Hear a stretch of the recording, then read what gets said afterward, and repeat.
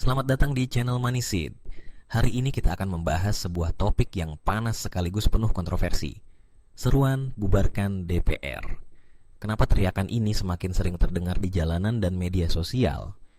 Apakah benar DPR sudah kehilangan kepercayaan rakyat? Dan yang lebih penting, apakah secara hukum DPR memang bisa dibubarkan? Yuk, kita kupas tuntas bersama. Rakyat berteriak, bubarkan DPR. Tapi apa bisa?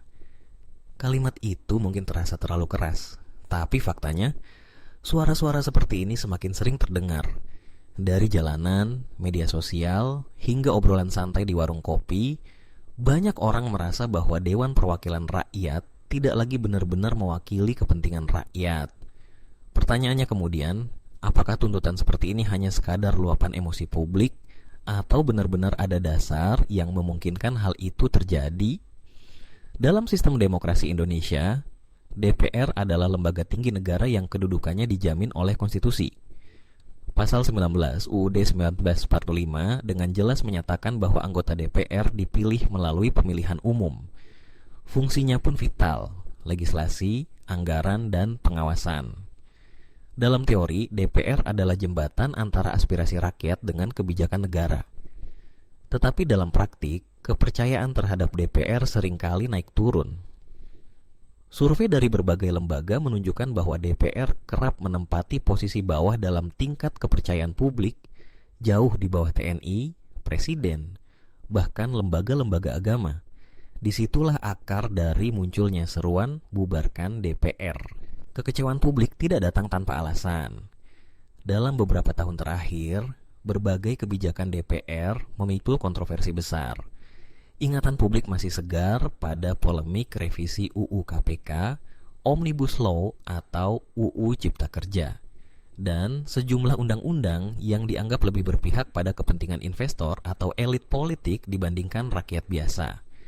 Tidak jarang, sidang-sidang DPR juga ramai disorot karena banyak kursi kosong, anggota yang tertangkap kamera tidur, atau pernyataan-pernyataan yang dianggap meremehkan penderitaan rakyat. Gambaran inilah yang mempertebal anggapan bahwa DPR adalah lembaga yang jauh dari rakyat.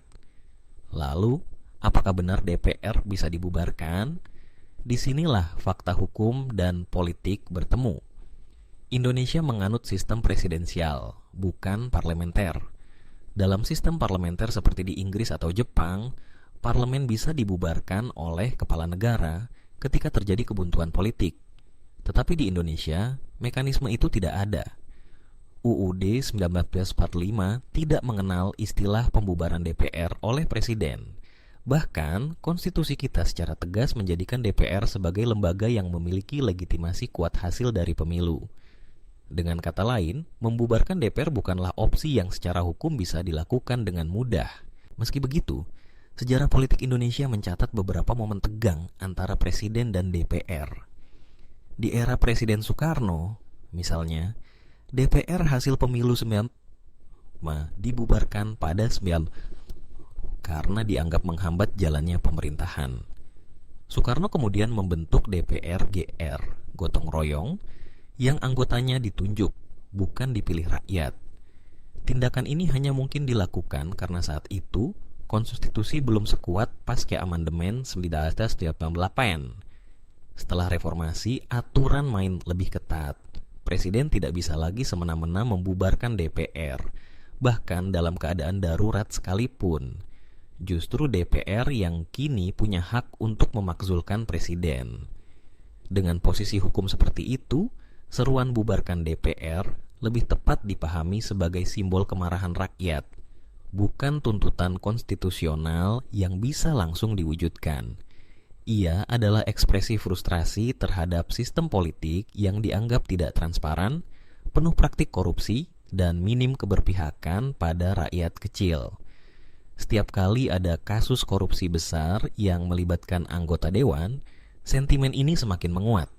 Seolah rakyat menemukan pembenaran bahwa DPR memang tidak pantas lagi disebut wakil rakyat. Namun, membicarakan pembubaran DPR juga membuka diskusi lebih dalam. Jika DPR dibubarkan, lalu apa gantinya? Demokrasi membutuhkan lembaga legislatif untuk menyeimbangkan kekuasaan eksekutif. Tanpa DPR, kekuasaan presiden akan nyaris absolut, dan itu berbahaya bagi demokrasi. Maka, alih-alih memimpikan pembubaran, solusi yang lebih realistis adalah mendorong reformasi sistem politik dan pemilu. Misalnya, memperkuat mekanisme recall atau hak rakyat untuk menarik kembali anggota DPR yang tidak bekerja baik, atau memperketat aturan transparansi keuangan partai politik sehingga wakil rakyat benar-benar bekerja untuk rakyat, bukan sekadar melayani kepentingan donor politik. Publik juga perlu memahami bahwa DPR adalah representasi dari partai politik. Kalau wajah DPR hari ini terlihat buruk, itu karena partai-partai yang ada memang seperti itu. Reformasi partai menjadi kunci. Tanpa perbaikan di hulu, yaitu rekrutmen kader, pendidikan politik, dan transparansi keuangan, maka wajah DPR di hilir tidak akan berubah. Jadi, seruan bubarkan DPR sebetulnya bisa diarahkan menjadi energi untuk menuntut pembenahan sistem partai politik. Di sisi lain, teknologi juga bisa menjadi solusi.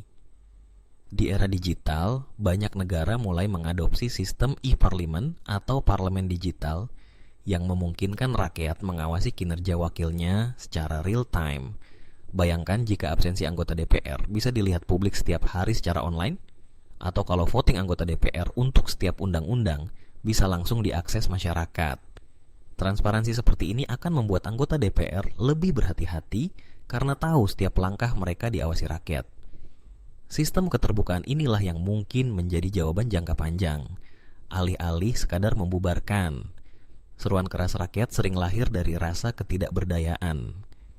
Ketika harga-harga naik, lapangan kerja sulit, kasus korupsi muncul silih berganti, sementara wakil rakyat sibuk dengan agenda sendiri, wajar jika muncul frustrasi.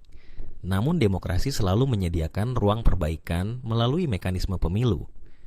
Rakyat masih punya kekuatan untuk membubarkan DPR secara elegan, yaitu dengan tidak memilih kembali wakil-wakil yang gagal bekerja. Pemilu adalah momen emas bagi rakyat untuk memperbarui wajah parlemen, meski tentu saja itu membutuhkan pendidikan politik yang matang agar rakyat tidak lagi terjebak oleh janji-janji kosong.